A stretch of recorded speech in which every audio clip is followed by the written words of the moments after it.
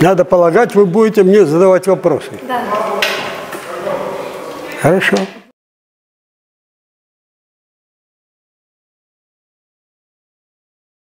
Я работал в то время электрослесарем на 4-й шахте. До этого я тренировался в Караганде у Николая Николаевича Ли. А потом с целью, чтобы создать свою самобытную школу бокса, я переехал сюда. Это был поселок Чорбай-Нура. Инвентаря никакого не было. И мы кустарными методами создавали себе сами условия. Я уходил с ребятами за железную дорогу. Там была ровная площадка. Чертил там ринг, тренировочный зал и проводил с ними тренировку. Ребята, естественно, следовали за мной, как говорят, в огонь и в воду. Влюбились в бокс. Я поставил хорошую железную дисциплину, и на этой основе начал готовить из них мастеров-боксеров.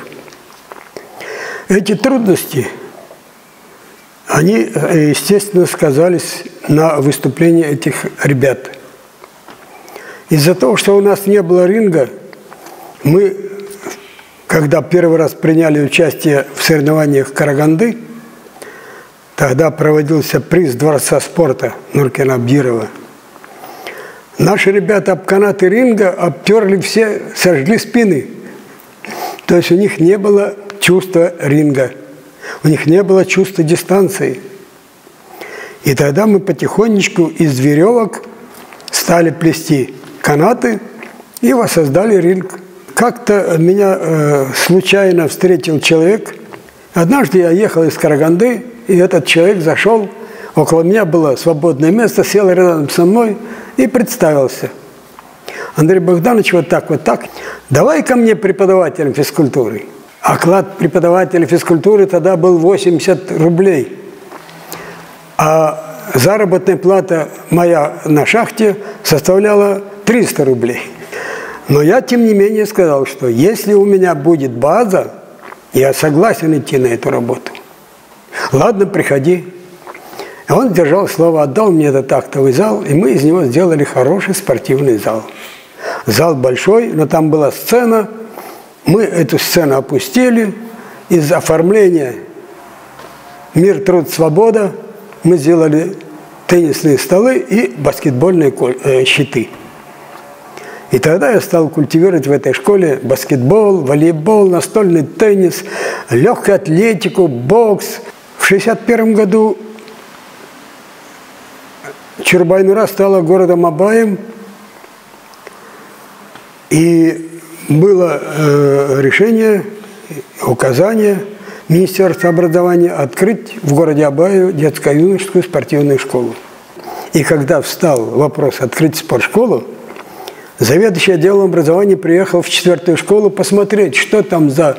Тогда почему-то появилась статейка «Мужчина с мальчишеским чубом». Что это за мужчина с мальчишеским чубом? Еще он там развернул бурную физкультурную работу. Приехал, посмотрел одну тренировку, вторую, третью. И просил меня на следующее утро зайти к нему в отдел образования. Я зашел к нему, и он мне говорит: мы выдвигаем вашу кандидатуру директором. Я говорю: ну у нас есть специалисты с высшим образованием, а у меня нет образования. Но мы остановились на твоей кандидатуре. Я говорю: может быть, вы все-таки дадите мне работать там, где я создал хорошую физкультуру? А он такой принципиальный мужик был. Или вы открываете спортшколу и будете также разворачивать работу, или вон из отдела образования. Ну, я говорю: какая разница, где работать? Хорошо. И дал согласие. А когда назначили, вопрос возникает тот же. Базы нет, кадров нет, помещений нет, инвентаря нет. Мне выделили комнатушку в бараке, под дирекцию, поставили столик, пару стульчиков, и я начал открывать спортшколу. Начал я с того, что я стал тренер тренеров.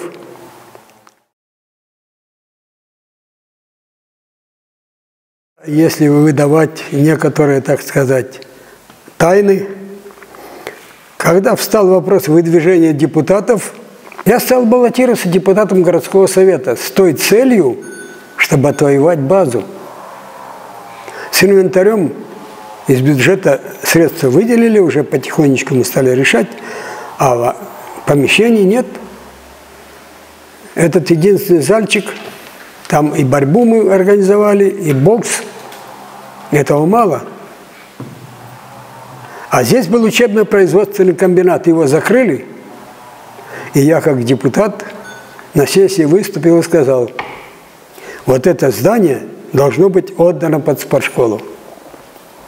Тогда заведующий отделом образования уже был Камынин Александр Иванович. Он говорит, Андрей Богданович, если мы это здание отдадим под спортшколу, вы его разорите буквально за год. Я тут же с трибуны ответил, если мы это здание отдадим под спортшколу, это здание планируется в этом году провести капитальный ремонт. Мы можем отказаться от капитального ремонта еще на 10 лет. Ну, все проголосовали отдать под спортшколу. Таким образом, я отвоевал от этого здания. И 10 лет капитального ремонта не проводили. Настали трудные времена перестройки. И тогда меня пригласили и предложили выдвинуть кандидатуру депутатом областного маслихата. Я подумал, трудные времена, начали закрывать спортивные школы, потому что средств не хватало. И я подумал, если я буду депутатом области, то я смогу защитить свою жемчужную спортшколу, которую я возглавлял 25 лет. Я дал согласие. Меня избрали депутатом. На второй сессии меня избрали председателем ревизионной комиссии областного маслихата.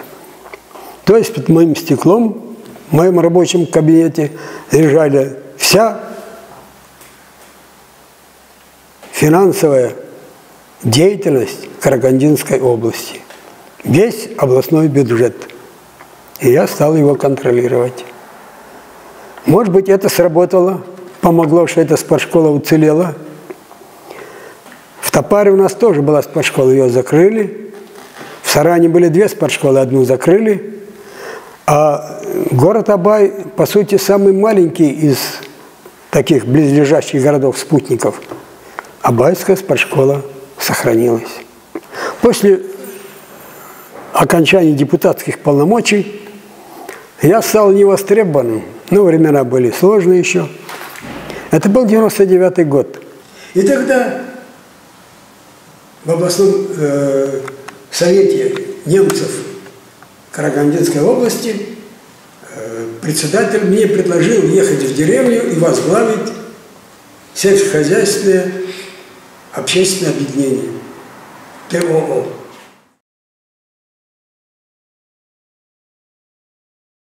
Председатель тогда областного спорткомитета Жарлыгапов Нургазы Галымович приехали ко мне в Темиртау и сказали, Андрей Богданович, ну если у вас какие-то там ну продолжайте, ладно, свое дело, но помогите темиртауский бокс поднять. Я говорю, что для этого надо? Надо, чтобы вы хотя бы по часовикам работали в областной школе бокса Олимпийского резерва на базе Темиртау. Ну, я опять вынужден был дать согласие. И когда темиртауские ребятишки стали выигрывать у абайских, абайцы восприняли, как это так, Андрей Богданович нам противник, сюда его.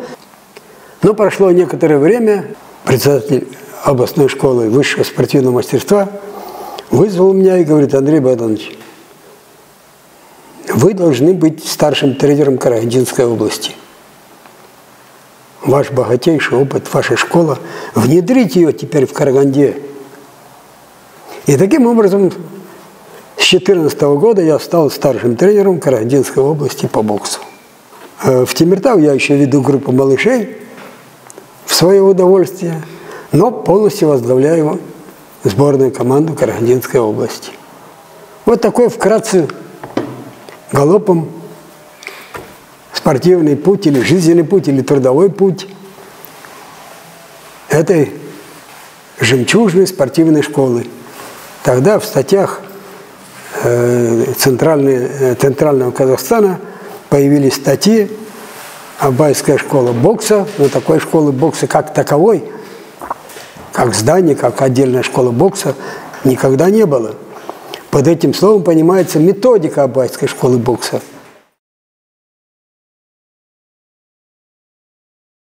Основой моей методики является научить ребенка правильно с самого начала, чтобы потом не приходилось тратить годы на переучивание.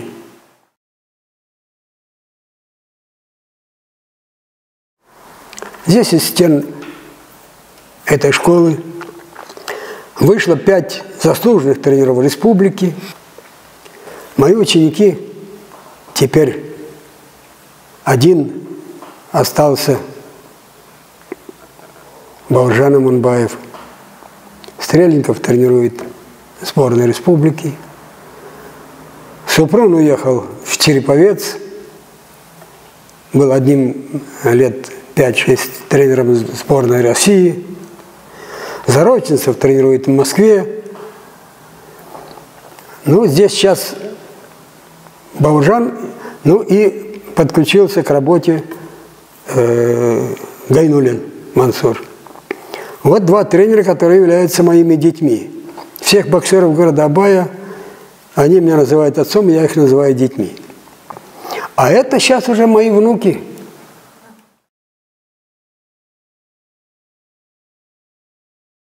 Он очень такой дисциплинированный, скромный, выдержанный, целеустремленный, настойчивый парень. И главное, я бы сказал, благодарный. После каждого большого выступления на чемпионатах мира, Азии, Олимпийских игр, он обязательно привозил мне сувенирчик, преподносил его мне, благодаря, и говорил: Андрей Баланович, это ваша школа, это вы, это ваши победы. И вот сейчас, наверное, это уже традиция, что ли, когда Жусупов выиграл Олимпийские игры юношеские, он прибежал, и тренер его уже, мой ученик, Бауыржан Аманбаев: Андрей Баланович, это ваша победа, это вы. Вы создали эту школу, вы создали эту технику. Я: да ладно, что там. Я просто аккуратно и серьезно трудился.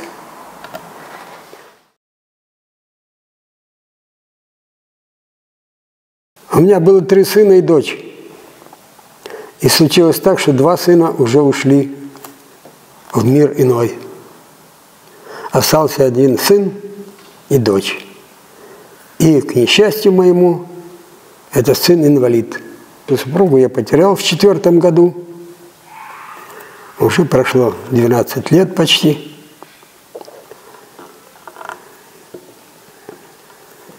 Подруга, которая заменила мне супругу, она, естественно, первый муж ее был футболист, и она мне первый год все время тараторила: вот то ли дело футбол, ну все, бокс.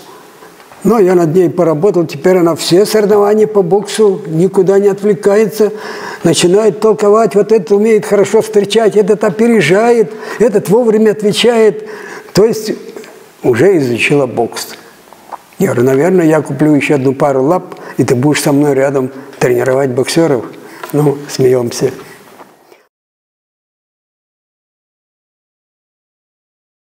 Он очень много работает и постоянно учится. Он ни одну тренировку не подготовит без того, чтобы не посмотреть литературу. Он применяет все новинки бокса в современный бокс. И когда говорят: бокс – это драка, он говорит: нет. В боксе выигрывает умнейший, а не сильнейший. Есть тактичный бокс, вот именно как положено, но много грубости. И вот Андрей Богданович всегда переживает за ребят, когда они очень грубо выступают на ринге. У вас будущее, вам мозги отобьют, вы кто будете? Вы же мужчины, вы глава семьи, вы основа государства. Вот это он всегда подчеркивает. И вот Андрей Богданович учит, вы должны видеть спортсмена, вы должны чувствовать его, вы должны его понимать. Вот. Но когда, говорит, я вижу, начинаю я им предлагать как бы свой метод тренировок, тренеры сидят, напыжатся, вроде бы, как сказать, но обижаются. И если ты будешь уважать спортсмена и чувствовать его, у тебя всегда будет хороший результат. Держи, держи. Я еще молодой, все впереди.